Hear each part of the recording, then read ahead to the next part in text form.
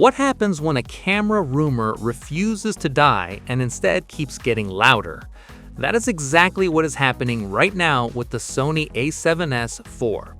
It has been years since the A7S III redefined low-light video and hybrid reliability, and creators have been asking the same question ever since: what is next? Today, we are breaking down why these rumors are suddenly heating up, what might actually be changing this time, and why the A7S IV could be one of the most important camera releases Sony has made in years. Stay with me because this is bigger than a simple spec bump.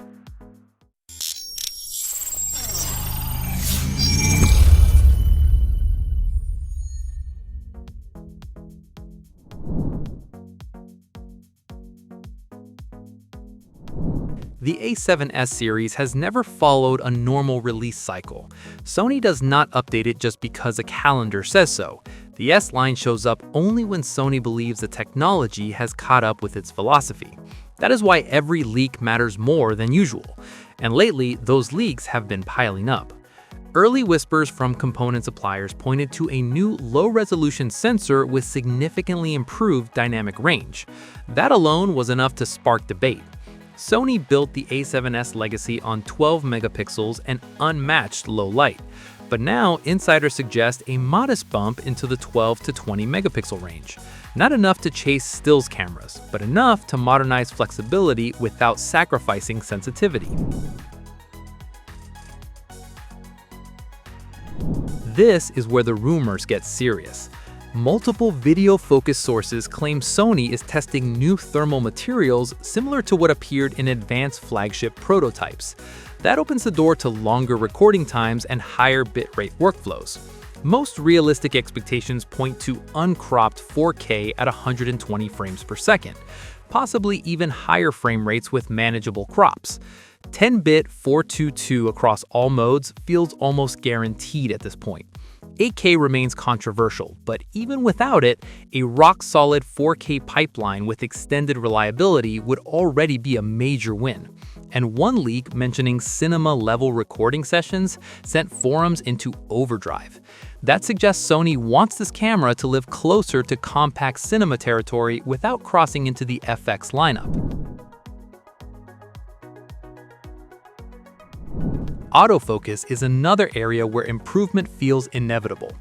Early firmware notes referenced updated AF logic tied more deeply into AI processing. That means better subject recognition, stronger tracking in low-contrast environments, and more confidence in fast-moving scenes. For documentary shooters, that matters more than headline specs. Then there's rolling shutter. A true global shutter still feels unlikely due to cost and power demands, but significantly reduced rolling artifacts could be on the table.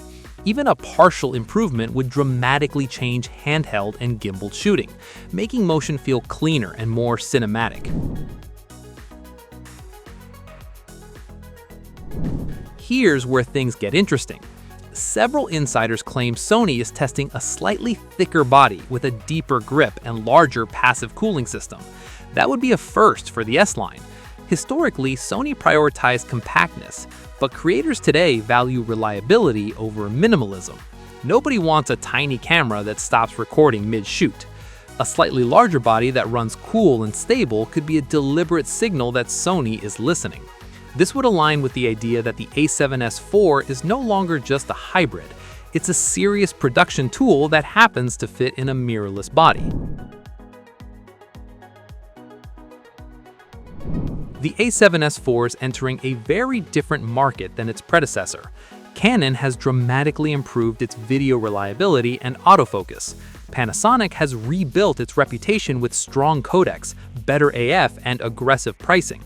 Nikon has proven it understands hybrid shooters with excellent heat management and color science. Even smartphones are eating into casual filmmaking. Sony no longer gets to coast on reputation alone.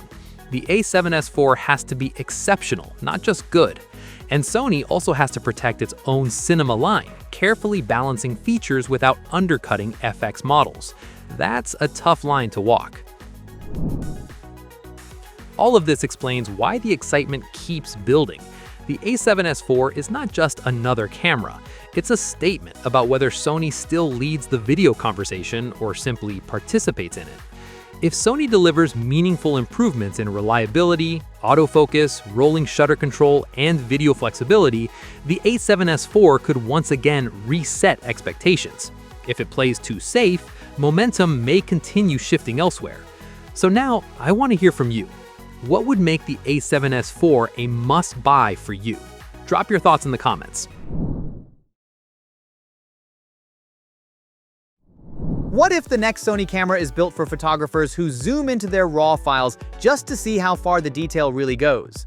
If 61 megapixels already feels normal and you keep wondering what comes next, the Sony A7R VI is probably living rent-free in your head. Sony has refreshed its action cameras, updated its hybrids, and pushed global shutter tech forward. And yet, one big piece is still missing. Today, we're breaking down the leaks, the logic, and the expectations behind the Sony A7R VI, and why it could be Sony's boldest high-resolution move yet.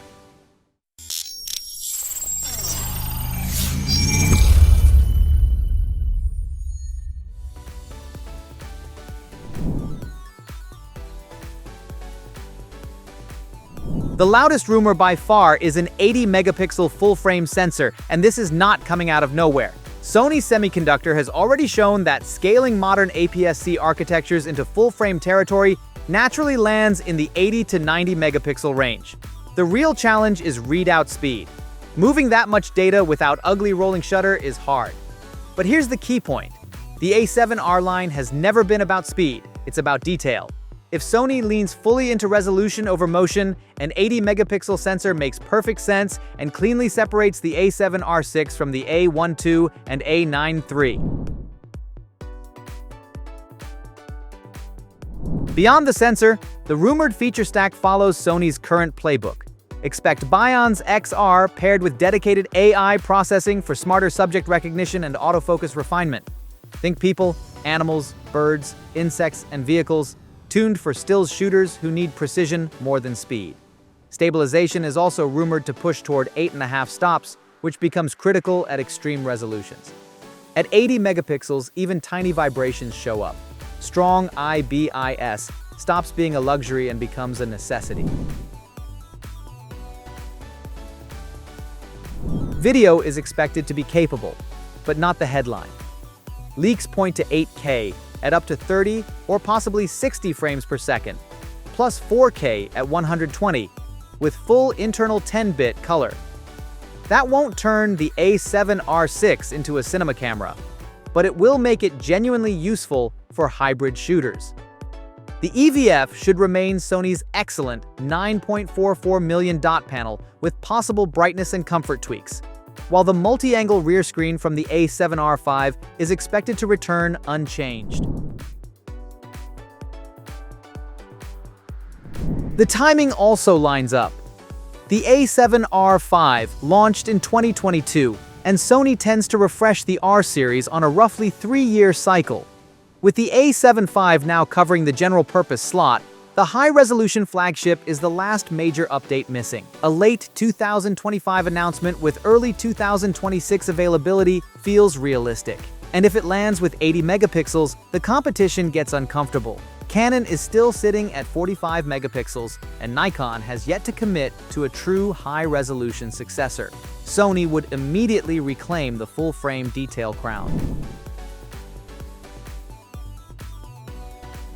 There's also quiet pressure from medium format. Cameras like the GFX 102 and X2D deliver stunning files, but with slower workflows and heavier systems. An 80-megapixel A7R VI would not replace medium format, but it could get close enough for many landscape, product, and commercial shooters who want extreme detail without switching ecosystems. Of course, not everyone wants more megapixels.